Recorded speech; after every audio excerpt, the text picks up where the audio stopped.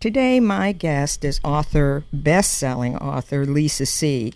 We will be talking to her about her new book from Random House, Girls from Shanghai. Lisa will also be appearing at the Friends of the College of the Desert Library Luncheon in our area on February 13th, and I will be talking to the president, Mary Lynn Rose, later on in the show. I'll also be talking to Julie Borenstein about College of the Desert's weekly speaker series that began on January 26th. I want to give you a little background first before I introduce Lisa about her first book, which was a nonfiction work titled On Gold Mountain. It tells the true story of her family. Her great-great-grandfather emigrated from his Chinese village to the United States to work building the Transcontinental Railroad. He was followed by his son, Miss C's great-grandfather, Fong Si, who married a Caucasian woman and went on to become one of the most prominent Chinese in the United States, overcoming great obstacles at every step. He became, if I'm correct about this, and I've got to confirm this with Lisa, but it's my understanding, he did become the 100-year-old godfather of Los Angeles' Chinatown and the patriarch of a sprawling family. Taking 5 years of research, On Gold Mountain was a national bestseller and New York Times notable book. In 2001, the Organization of Chinese American Women named her National Woman of the Year, and she was the recipient of the Chinese American Museum's History Makers Award in fall 2003. Miss C lives in Los Angeles, where she serves as a Los Angeles City Commissioner on the El Pueblo de Los Angeles Monument Authority. And we could go on and on. We could spend the whole time talking about her many, many things. I am pleased to welcome Lisa See and her sixth novel, Girls from Shanghai. Lisa, welcome to the show. Thank you for having me. Well, we're going to get right to it, Lisa. Your new book, Girls from Shanghai, is a moving historical novel. Would you please give us a brief overview of the story? Yes, but let me just make one little correction first. It's Shanghai Girls, not Girls from Shanghai. Shanghai Girls. And Shanghai Girls is well, about... Well, pardon me for that one. That's I've got okay. it right here in front of me also. Don't worry. These kinds of things happen to me all the time. Shanghai Girls, to repeat it. Thank you, Lisa. Shanghai Girls is about two sisters who leave Shanghai in 1937 and come to the United States in arranged marriages, and they settle in Los Angeles. So people here in Southern California will certainly learn a lot about Los Angeles Chinatown and what it was like for the Chinese who came here, but I think people will have a lot of memories, shared memories with these young women. It goes from 1937 to 1957. Well, I think it's going to be very interesting for people, and I have a friend in the Valley who actually was in Shanghai before the war and remained there during the war and shortly after. So she was very interested in getting this book, and she looks forward to reading it. Right. The thing that's so interesting about Shanghai in 1937 was it was this sort of final moment before things really started to change, as your friend experienced. Oh, yes. That Shanghai in 1937 was considered the Paris of Asia. It was a very glamorous city. It was a city of great diversity and contrast, extraordinary wealth on one side and terrible poverty on the other, and that people had literally come from all over the world to be in this Paris of Asia. Yes. So you had the British who'd settled the international settlements. You had the French who'd settled the French concession. You had white Russians who'd escaped out of Russia during the Revolution. You had 1937, this first big wave of Jews leaving Germany, and when they found no other city to take them, Shanghai did. And then, of course, the Chinese themselves. And so, things were looking great in 1937, yes. And then the Japanese invaded. Well, that's what I want to ask you also. Give us a lot of things happened during the war, certainly in China, but give us an idea of what happened during the war to the city, and then under communist rule, what happened to the city and the people themselves. Right. Well, so the Japanese invaded in 1937, got to Shanghai in 1937, and then that Sino-Japanese War rolled right into World War II. And as soon as World War II was over, Civil War. And then in 1949, Mao, of course, took over the country. And Mao took a very dim view of Shanghai. He looked at it as kind of like you would with a woman with a really seedy past, Oh, my. a woman who should be punished. And so Shanghai went from being the kind of Paris of Asia to being something more along the lines of the Fresno of Asia. You know, it was just this real fast overnight change that went from real glamour to kind of this gray place. And it was very hard for the people who lived there, certainly. And during World War II, those Americans and British who had stayed behind were put in camps, just as we put the Japanese in internment camps here. The Japanese did the same to all the foreigners who were still in Shanghai. Yes, and my friend didn't want to refer to it as a camp. She said they were put into a ghetto.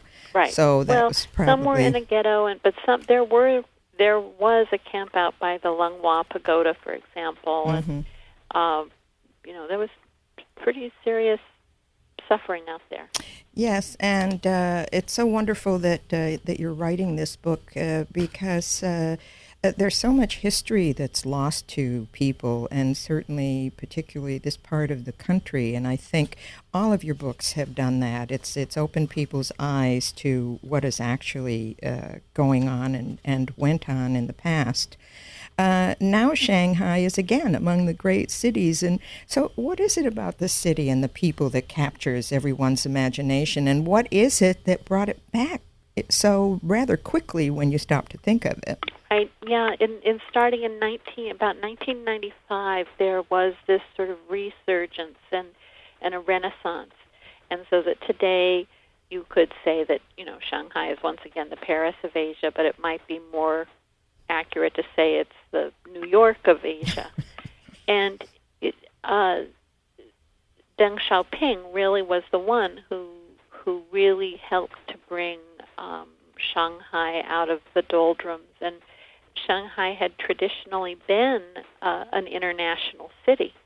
And so as China was opening up to the West and as they started this slogan to get rich is glorious, the obvious place to do that was Shanghai, that had this already existing infrastructure, even though it had been unused for many, many years, but had always been the center of banking and manufacturing and art and culture for all of China.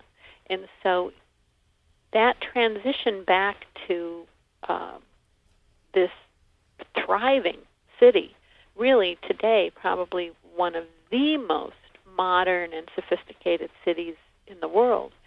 Well, it was coming off of this, actually like an unused basement, that it had all of that already once before, so it wasn't such a transition. It was like going back to the past, but taking what they knew from the past and using it for the present and into the future. Yes, and it does seem to be still one of the most popular destinations for people going to China. Okay, let's talk about what inspired you to write Shanghai Girls. Well, there were a few things, actually.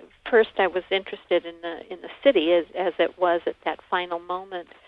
But I also, these two sisters are what were called beautiful girls. These were models for Shanghai advertising, and this advertising takes a very particular form, these kinds of posters with, again, beautiful girls who are selling all kinds of merchandise. And in the 30s, this was more than just trying to sell matches and carburetors and perfume. It really was about transforming the country and creating this image of a modern Chinese woman who wasn't like her mother or her grandmother. This was a modern woman who, she didn't have bound feet. She was well educated. She expected to marry for love and not go into an arranged marriage. I've been collecting that poster art for years and years and years, and I've often wondered, I wonder what real life was like for them. So this gave me a sort of way to write about Pearl and May and what would happen to them. And they do find themselves in these arranged marriages on their way to the United States. And we had a lot of arranged marriages in my own family. For example, back in 1932, my great-uncle took his whole family back to China on a business trip. You know how even today dads will say, here's a little money, go buy a souvenir? Mm-hmm. He said, as long as we're here, let's just get all you boys wives. And that's what they did. And the oldest one was about 25. The youngest one was about 14. And these young women who in China had lived very privileged lives, had lots of servants, once they came to Los Angeles Chinatown, they lived like servants. And we are going to get into that a little more in the second part of the show. So let's save that, because there's some very specific, important things that I do want you to describe to my audience.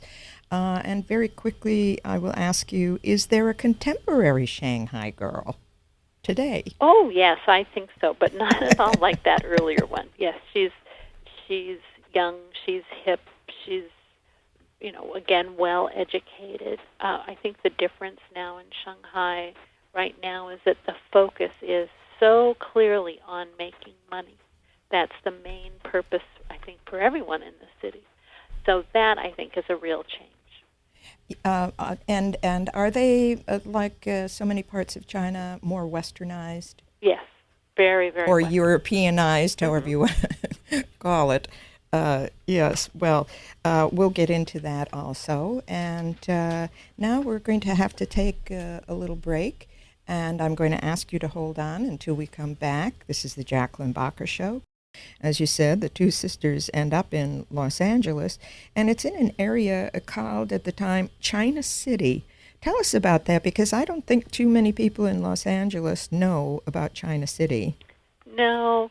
In 1938, by the time they finally arrived, there were 4 Chinatowns in Los Angeles. One of them was called China City. Mm-hmm. And China City was created by the same woman who created Olvera Street, Christine Sterling. And I'm sure most of your listeners have been to Olvera Street. Oh, yes. This supposed to be an authentic Mexican marketplace. And, we've all been there. It has a lot of charm, but it's not too terribly authentic. Well, across the street, she wanted to create this authentic Chinese city. It was 1 square block, surrounded by a miniature Great Wall, and inside it was built from the leftover sets from the filming of The Good Earth and other films as well. No. So it had a lot of charm. It wasn't terribly authentic, however. And but this was a place that was very popular in its day, and people used to go there and ride in rickshaws down the Passage of 100 Surprises. They would go and have China burgers. They would go to the Chinese junk cafe and drink that very famous, authentic Chinese drink, pirate grog. Oh. Not really, but it really was a kind of a fun place to go, and long before Disneyland or any of that. And so, unfortunately, China City had a kind of a bad fate. There were 2 fires, and after the second fire, China City closed for good. There was one building that remained, and it was into that building that my grandparents and my great-aunts and uncles moved our family's Chinese antique store. Was I correct in my introduction? Was it your great-great-grandfather? Yes, all okay. that was Or your great-grandfather? No, it was my great-great-grandfather who came to work on the railroad, and then my great-grandfather who came and stayed and became the godfather of Los Angeles. So that was correct. And he lived to be 100 years old? Yes, he did. Oh, my goodness, isn't that wonderful? Oh, he was quite a character. He had 4 wives, 12 children. The last one was born when he was in his 90s. Well, my goodness, I good know. for him. So he did a lot of amazing things. I think that may have been the top one, though. Well, it sounds it. So, You know, so just going back to China City, I spent so much time in this kind of skeleton of China City when I was a little girl. And today, there isn't a single brick left yes, of China City. It's yes. literally been wiped off the physical map. Well, let's get on to a couple of things here because there's two concepts in the book that you do get into. One is the concept of the paper sons. I'd like you to talk about that briefly because the next thing I do want to talk about is the confession program of the 50s, which related to the paper sons. Right, So work that in any way that you can, but let's be a little brief about it. Sure. So paper sons, the Chinese Exclusion Act of 1882 barred the immigration of all Chinese immigrants to the United States, except for 4 categories, which don't matter right now. And so that's what the government was trying to do, keep out all Chinese immigrants. But of course, if you were born here, you were a citizen, right? Right. So Chinese could not become naturalized citizens. After 1906, all of the birth records were destroyed in the earthquake and fire in San Francisco. And those Chinese who were already here could suddenly claim that they had been born here.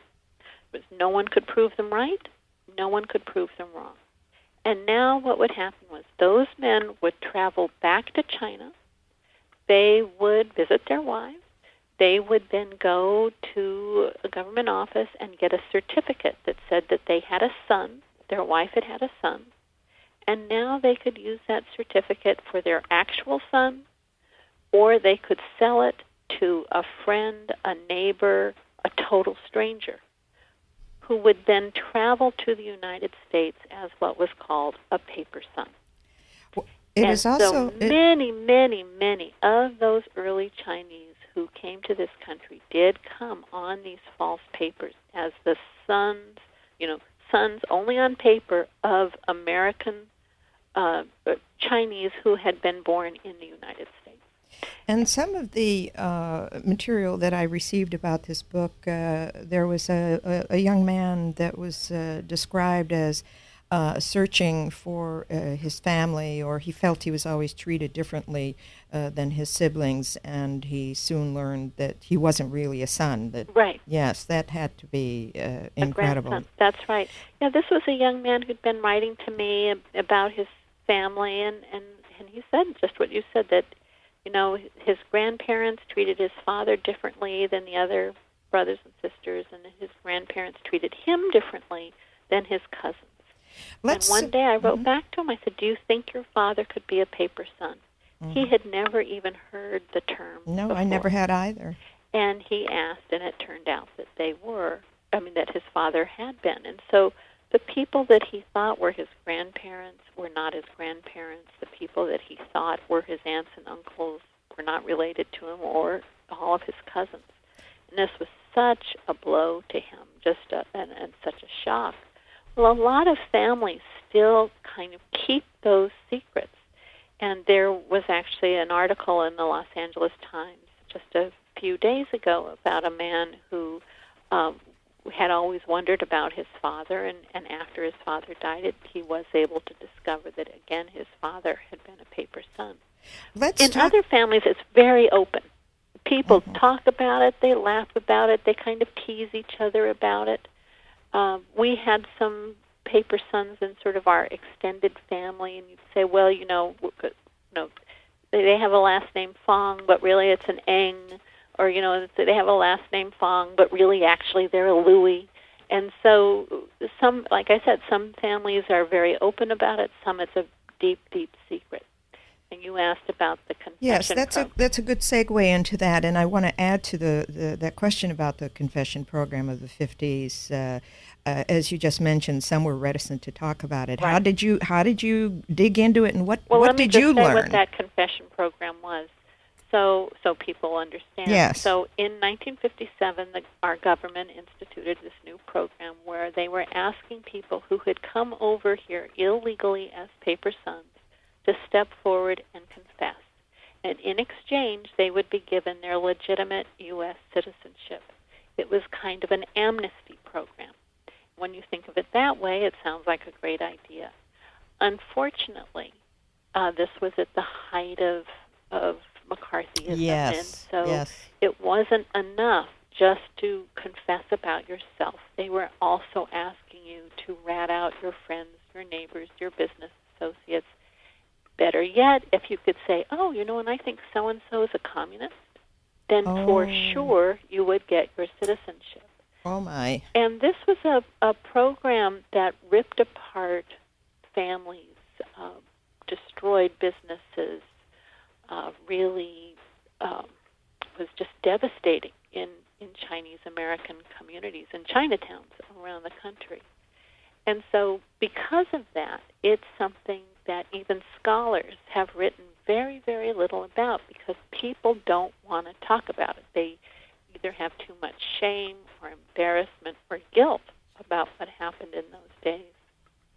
But I'm kind of persistent, and I will come and sit on your couch and, just wait till you tell me your story. And so I did get people to talk to me about what had happened in their families. And I remember this one woman in Washington, D.C., one of 5 children born in this country. And her father had stepped forward, confessed. The week that he got his citizenship, they came to deport his wife because he had ratted her out. And the family fought for 8 years to keep her here. I talked to another man in Southern California, in his 80s now, and he and his brother had stepped forward together, and actually their story was pretty uneventful. But he told me, we have never told our children, we have never told our grandchildren what happened back then, because we aren't dead yet, so we aren't safe yet. Oh, my. So I think that even though I believe that nothing would happen today if somebody said, even now that they were a paper son or any of that, I don't think there would be any terrible consequences. I think the fear is still there, and it's very, very deep, and people have been carrying it for such a long time. Yes. Another part of the story that you write about, you talk about rickshaws, and I guess you've certainly talked about it in other books. Am I correct in what I read that your grandfather had someone pull a rickshaw full of tourists to a store? Buses would come in and our family did have a rickshaw, and it was just parked outside the front of the store, and nobody ever. My grandfather may have pulled me about 10 feet one time when I was about 8 years old, but they never were pulling customers. In China City, they did have rickshaw rides, and certainly in the story of Shanghai Girls, there is somebody, the son, who doesn't want to be pulling these rickshaws and feels that it's so humiliating. Right. And there are reasons for why he would feel that way. You write about women who seem to be, as one reviewer said, ordinary, but they go on to accomplish extraordinary things. Where have you found the inspiration for most of your characters? Are they based on your family or people they know, and that kind of, you pull it all together to create these ladies? I wouldn't say that I really use my books certainly aren't, what would you call, I know there's a word for that, but they're not autobiographies. That I understand. Right. In that way. Right. But there are, I think, characteristics from the people that I knew when I was growing up that are definitely in these characters, and certainly all of the people that I interviewed for Shanghai Girls. These characteristics that come up again and again and again, and I think that we, all of us, we all come from immigrant families. Somewhere along the line, we had someone in our family who was scared enough, brave enough, dumb enough to leave their home country to come here. we all share in that experience. And the people who do that, it's not easy, no matter where you come from. It's Absolutely. never easy. And there is a kind of courage and bravery and persistence and willingness to endure that I find often, not just in the Chinese American community, but in people of a certain age, your grandparents' age, that have they have been through so much, and they have struggled so hard, and they have endured so much, and yet they still can have a good humor, or they can still keep wanting to go forward, and that they haven't given up hope. And I do think that this is something that's very, very American, uniquely American quality. And so I really admire that in the people that I've met who are like that. And so I try to draw on those characteristics, which I think were very, very true to the time, to create the characters. Now, that said, there is one character that does show up in every single book. And it was only my last book that I finally realized it.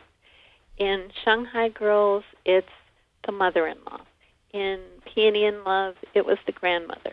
In the book before that, it was the matchmaker. In the Three Mysteries, it was the neighborhood committee director. And in On Gold Mountain, the book about my family, it was my actual grandmother. Mm-hmm.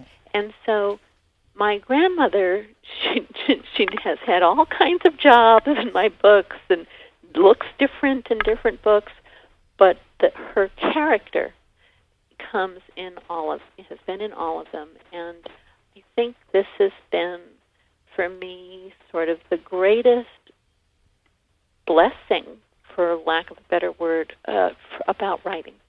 Well, and that's a great tribute. To be with her Yes. in a way, every day when she's been gone for so long now. Absolutely.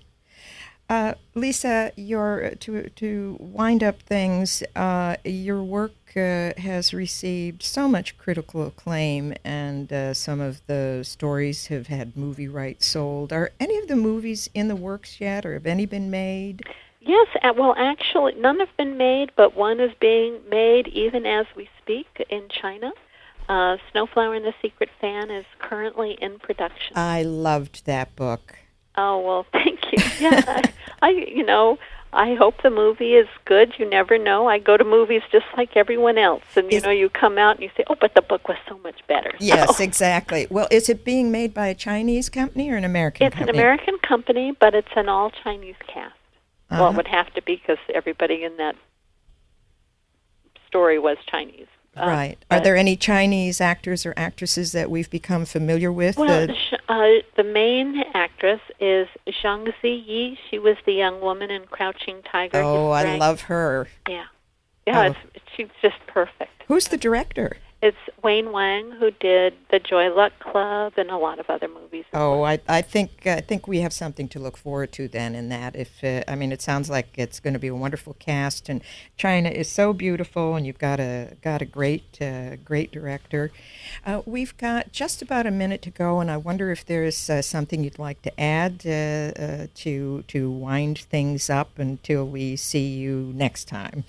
Well, I would just say that I think we've mostly been talking about the historical elements, but I hope people understand that this really is a story of sisters and also sort of deeper emotions, that this is a very emotional story. I hope you found that as well. Well, yes, and but that along the way you'll still learn a lot, too. Yes, I deliberately, when I do my interviews, I do not read the end of the book until after the interview. I feel that there's still a little bit of mystery left for me to discuss with the author, and then afterwards, then I finish it. Right. So I am looking forward to the end of that. You're going to have some big surprises. surprises. Oh, well, good. I love surprises. And I am looking forward to meeting you at the College of the Desert Friends of the Library luncheon. And I want to invite all of my listeners to attend. And Lisa, thank you so much for coming. And I do look forward to you and your next books and your movies. Thank you so much.